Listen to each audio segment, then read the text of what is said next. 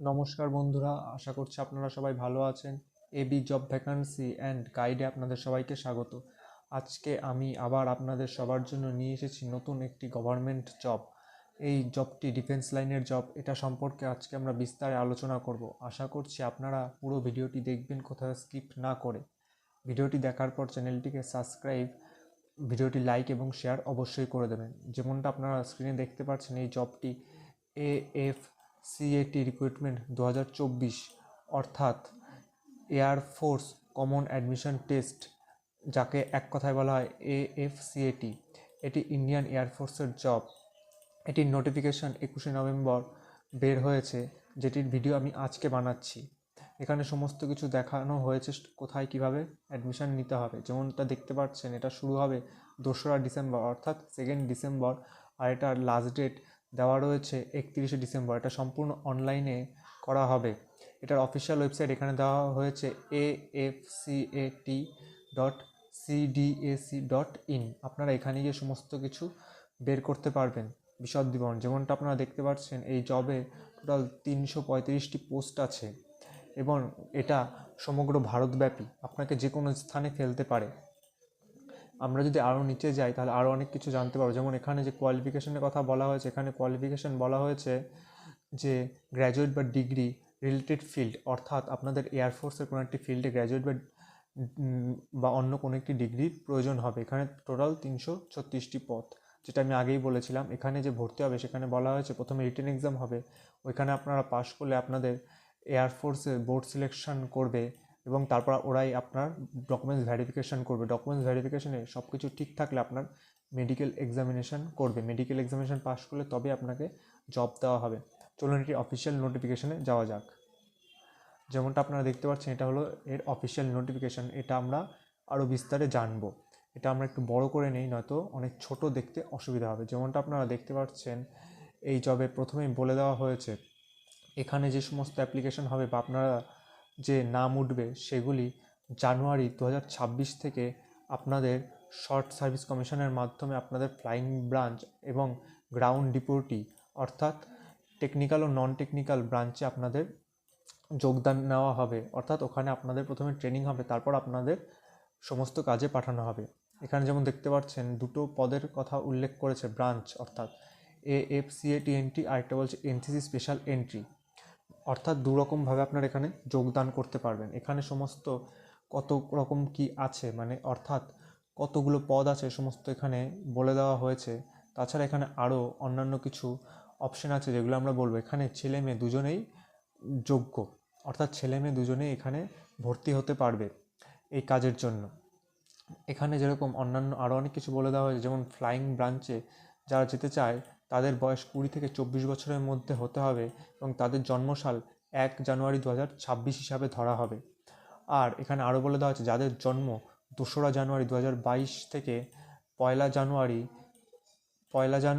পয়লা জানুয়ারি 2026-এর মধ্যে হয়েছে, তারাই একমাত্র এই জবে এলিজিবেল, অর্থাৎ ফ্লাইং ব্রাঞ্চে এলিজিবেল।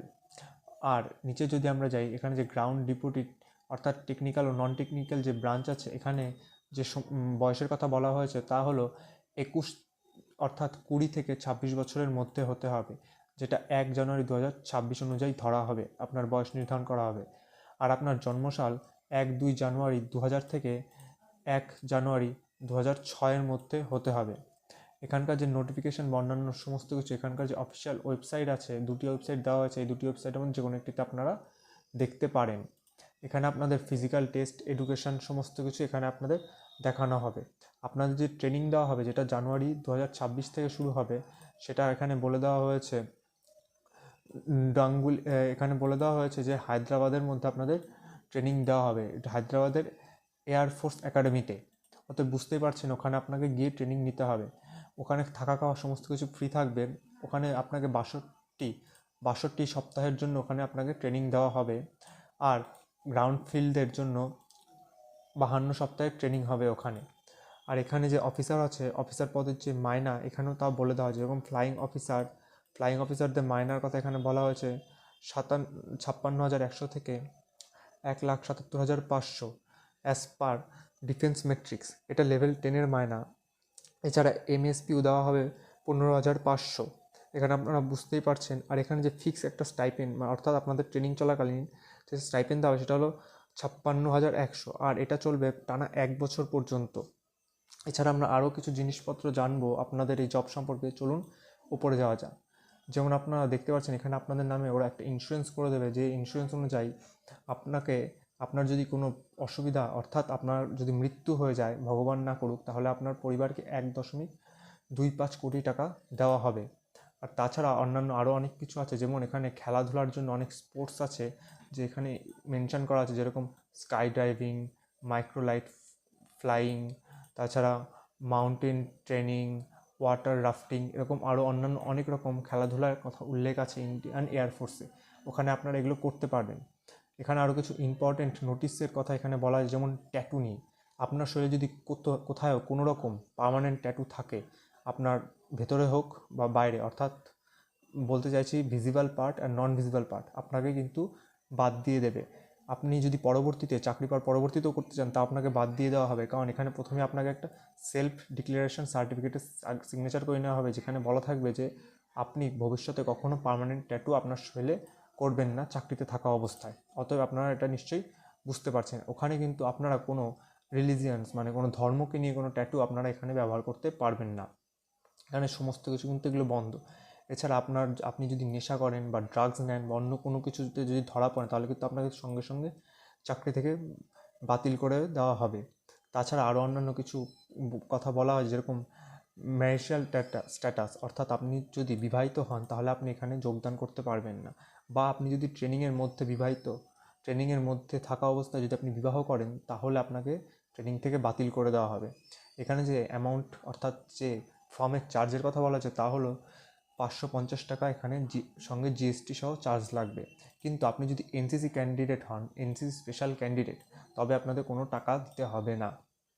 এখানে তাছাড়া আপনাদের ট্রাভেল অ্যালাউন্স ওরা অনেক কিছু এখানে নির্ভর করবে, যেমন ওরা আপনাদের এসি টায়ার 3 বা এসি চেয়ার, কার বা নর্মাল বাস ফেয়ার, এগুলো অনেক সময় ওরা আপনাকে প্রোভাইড করবে, অর্থাৎ এয়ার ফোর্স সিলেকশন বোর্ড আপনাকে প্রোভাইড করে থাকবে।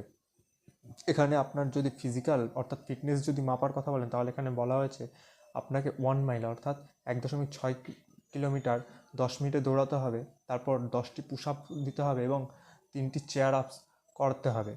এগুলো যদি করতে না পারেন, তাহলে কিন্তু আপনাকে ওখান থেকে বের করে দেওয়া হবে। তাছাড়া এখানে সুইমিং, রোপ ক্লাইম্বিং, রানিং, আরও অন্যান্য অনেক অ্যাক্টিভিটির কথা এখানে বলা হয়েছে। আপনার যদি কোনো রকম কোনো প্রশ্ন থাকে, তাহলে আপনি এখানে এই নাম্বারে বা এখানে যে ইমেল আইডি দেওয়া আছে, এই ইমেলেও কল করে আপনি কথা বলতে পারেন।